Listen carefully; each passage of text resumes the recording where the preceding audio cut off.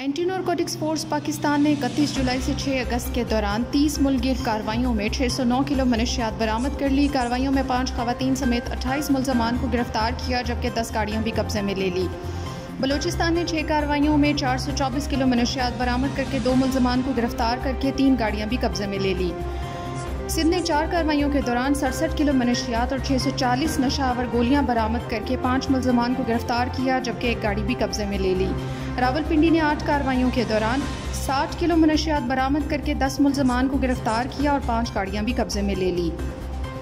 खैबर पख्तूनख्वा ने 7 कार्रवाइयों के दौरान 55 किलो चर्स और 20,000 नशावर गोलियां बरामद करके 4 खवातीन समेत 6 मुलजमान को गिरफ्तार किया, जबकि 1 गाड़ी भी कब्जे में ले ली।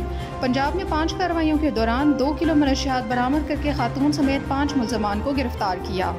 तमाम मुकदमात इंसदाद मनशियात एक्ट के तहत मुतल्लिका थानों में दर्ज करके तफ्तीश का आगाज कर दिया गया है।